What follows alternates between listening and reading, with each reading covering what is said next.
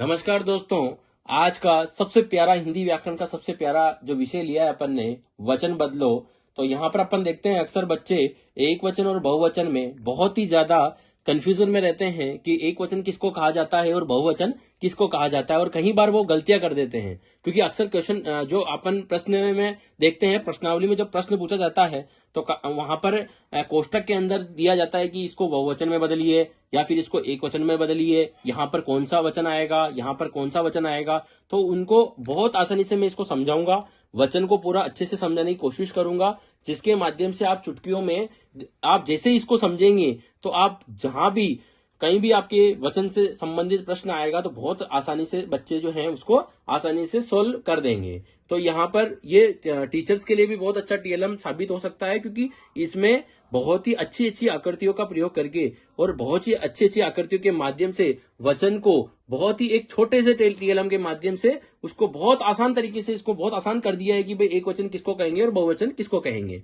तो यहाँ पर पहला उदाहरण देखने की कोशिश करते हैं, जहां पर एक मछली की आकृति बनाई गई है। तो हमेशा आप एक बात ध्यान रखना कि मछली यानी जब भी कभी एकल चीज की बात हो तो वहां पर जो वचन होता है वो एक वचन होता है। यानी एक चीज की बात हो तो अपन क्या कहेंगे कि वो वचन कौन सा होगा, एक वचन होगा। अब जैसे यहां पर इसके नीचे देखने की कोशिश करेंगे तो यहां पर मछलियां लिखा हुआ है, तो मछलियां या का मतलब कितनी हो रही है, बहुत सारी चीजों की यहां पर बात हो रही है। तो यहां पर जो मछलियां में कौन सा वचन होगा, वो होगा बहुवचन। क्यों? क्योंकि यहां पर बहुत सारी की बात हो रही है, एक होती तो मछली, अब ज्यादा की बात हो रही है यानी क्या हो गया, मछलियां। तो यहां पर देखो, अब इसके नीचे देखो बहुत सारी मछलियां दिखाई हुई है।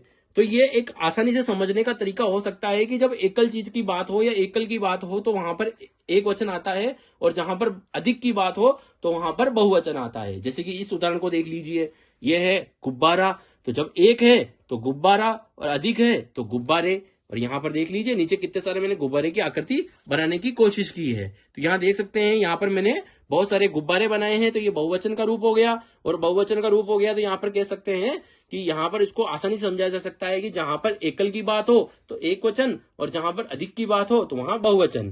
तो इस तरह से अलग अलग आकृतियों के माध्यम से एक वचन और बहुवचन को समझाने का प्रयास किया है। तो ये तृतीय उदाहरण जो अपने पास में आ रहा है वो है छाते का।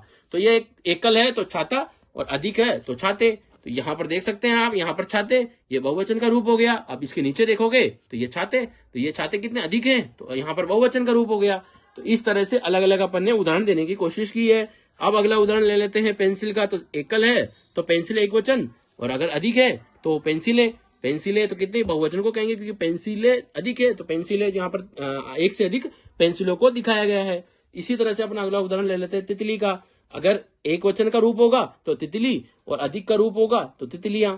इसी तरह से टॉफी, तो टॉफी अगर एक वचन है तो एक है तो एक के लिए तो हम बोलेंगे टॉफी, और अधिक के लिए बोलेंगे टॉफियां। इसी तरह से पतंग, तो पतंग एकल है तो एकल के लिए तो पतंग बोलेंगे, और अगर बहुवचन के रूप में देखेंगे तो यहाँ पर एक से अधिक है तो यहाँ पर पतंग की जगह क्या हो जाएगा, पतंगे, क्योंकि वो बहुवचन का रूप हो जाएगा। इसी तरह से पुस्तक है, तो पुस्तक एकल है, एक है तो पुस्तक बोलेंगे, और अधिक अधिक अधिक एक से ज्यादा हो जाती है तो उसको पुस्तकें बोलेंगे। इसी तरह से गेंद है, एक है तो गेंद बोलेंगे, और अधिक है तो गेंदे बोलेंगे, और वो बहुवचन का रूप हो जाएगा। तारा, एक है तो तारा बोलेंगे, और एक से अधिक है तो तारे बोलेंगे, और वो हो जाएगा बहुवचन का रूप।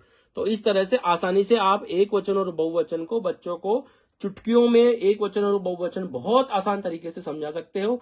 और कभी भी आपका कोई भी परीक्षा में जो प्रश्न आएगा वो कभी गलत नहीं होगा, क्योंकि आपने बहुत अच्छे से इसको समझा है। और ये एक अच्छा रोचक तरीका हो सकता है बच्चों को एक वचन बहुवचन जिंदगी में कभी नहीं भूलेंगे इस ट्रिक को कि कैसे याद रखना है कि एक वचन है या बहुवचन है। तो इसको बहुत आसानी से समझ सकते हैं। तो बच्चों को मैं यही बोलूंगा और पेरेंट्स को भी यही बोलूंगा कि अगर आपको हमारी इसी तरह की वीडियो चाहिए तो हमारे चैनल को सब्सक्राइब करना ना भूले, और फॉलो करना तो बिल्कुल भी ना भूले, क्योंकि हम लगातार टीएलएम के बहुत ही अच्छे अच्छे टीएलएम्स के जो हैं हम अपलोड ला रहे हैं। और आपको देखने को मिल रहा होगा हिंदी व्याकरण और अंग्रेजी व्याकरण के अच्छे अच्छे विषयों के हम टीएलएम बनाने की कोशिश कर रहे हैं, जिससे बच्चे आसानी से उन विषयों पर अच्छे से कोई भी प्रश्न आए तो गलत ना करें और आसानी से उसको सीख जाएं। तो आपको मेरा प्यारा सा टीएलएम कैसा लगा कमेंट बॉक्स में ये जरूर बताएं, और मेरा मनोबल लगातार बढ़ता रहे उसके लिए आप चैनल को फॉलो करें, सब्सक्राइब करें, और साथ ही साथ में शेयर करना बिल्कुल ना भूलें। थैंक यू दोस्तों।